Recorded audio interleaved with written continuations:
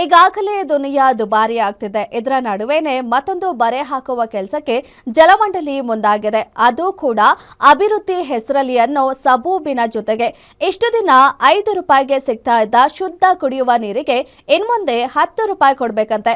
ಡಿಜಿಟಲೀಕರಣದ ಹೆಸರಿನಲ್ಲಿ ಹಗಲು ದರೋಡೆ ಮಾಡ್ತಿರೋದು ಸರಿಯಲ್ಲ ಅಂತ ಹೇಳ್ತಿದ್ದಾರೆ ಸಾರ್ವಜನಿಕರು. ಬೆಂಗಳೂರಿನಲ್ಲಿ ಸದ್ದಿಲ್ಲದೆ ನೀರಿನ ದರ ಏರಿಸಿದ ಜಲಮಂಡಳಿ. ಪ್ರತಿ 20 ಲೀಟರ್ ನೀರಿಗೆ 5 ರೂಪಾಯಿನಿಂದ 10 ರೂಪಾಯಿವರೆಗೆ ದರ ಏರಿಸಿದ BWSSB.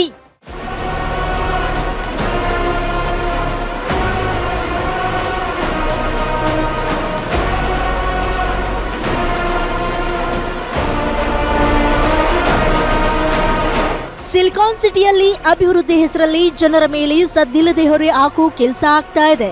ಅದು ಶುದ್ಧ ಕುಡಿಯುವ ನೀರು ಪೂರೈಕೆಯಲ್ಲಿ. ಹೌದು, ಇನ್ಮುಂದೆ ಬೆಂಗಳೂರಿನಲ್ಲಿ ಶುದ್ಧ ಕುಡಿಯುವ ನೀರು ಪಡೆಯೋದು ಕೂಡ ದುಬಾರಿಯಾಗಲಿದೆ. ಇದುವರೆಗೆ 20 ಲೀಟರ್ RO ನೀರಿಗೆ ಅಂದ್ರೆ ಶುದ್ಧ ಕುಡಿಯುವ ನೀರಿಗೆ 5 ರೂಪಾಯಿ ಪಾವತಿಸ್ತಾ ಇದ್ದ ಜನರು ಇನ್ಮುಂದೆ 10 ರೂಪಾಯಿ ನೀಡಬೇಕಾಗಿದೆ. ನಗರದಲ್ಲಿನ ನೀರಿನ ಘಟಕಗಳ ನಿರ್ವಹಣೆಗೆ ಹೊಣೆ ಹೊತ್ತಿರುವ ಬೆಂಗಳೂರು ಜಲಮಂಡಳಿ ಈ ದರ ಪರಿಷ್ಕರಣೆಯನ್ನ ಜಾರಿಗೆ ತಂದಿದ್ದು ಸಾರ್ವಜನಿಕರ ಜೇಬಿಗೆ ಕತ್ತರಿ ಹಾಕೋ ಕೆಲಸಕ್ಕೆ ಮುಂದಾಗಿದೆ. ನೀರಿನ ಬೆಲೆ ಏರಿಕೆ ಶಾಕ್. GBA ವ್ಯಾಪ್ತಿಯಲ್ಲಿವೆ 1200ಕ್ಕೂ ಹೆಚ್ಚು ಶುದ್ಧ ಕುಡಿಯುವ ನೀರಿನ ಘಟಕಗಳು. ಕೋಟಿಗಟ್ಟಲೆ ಬಜೆಟ್ ಇದ್ರೂ RO ಪ್ಲಾಂಟ್ ನಿರ್ವಹಣೆ ಮಾಡಲು GBA ವಿಫಲ.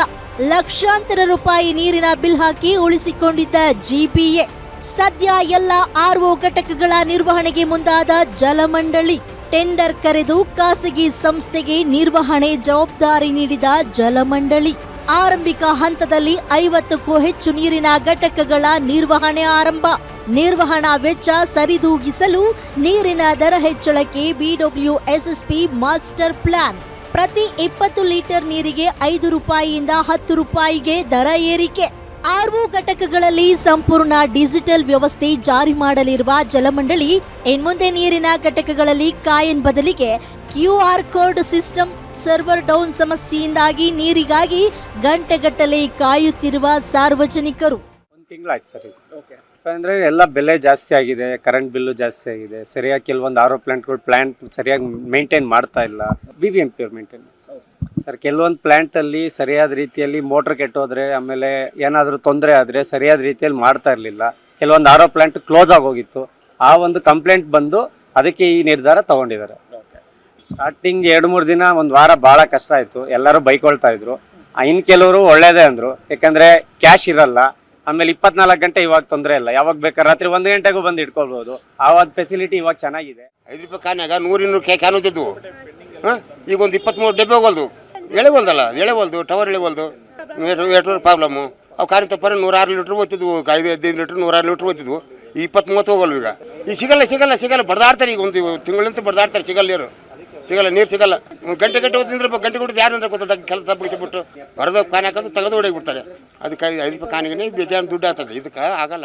ಒಂದೆಡೆ ಅಗತ್ಯ ಸೇವೆಯಾದ ಕುಡಿಯುವ ನೀರಿನ ದರ ದುಪ್ಪಟ್ಟು, ಮತ್ತೊಂದು ಕಡೆ ಡಿಜಿಟಲ್ ವ್ಯವಸ್ಥೆಯ ತೊಂದರೆಗಳಿಂದ ಬಡವರು, ಹಿರಿಯ ನಾಗರಿಕರು ತೀವ್ರ ಸಂಕಷ್ಟಕ್ಕೆ ಸಿಲುಕಿದ್ದಾರೆ. ಒಟ್ನಲ್ಲಿ RO ಘಟಕಗಳ ನಿರ್ವಹಣೆ ಸುಧಾರಿಸುವ ನೆಪದಲ್ಲಿ ದುಬಾರಿ ವಸೂಲಿ ಮಾಡಿದ್ದು ನಿಜಕ್ಕೂ ಬೇಸರದ ಸಂಗತಿ. Ullas S Kiruvase, guarantee news, Bengaluru.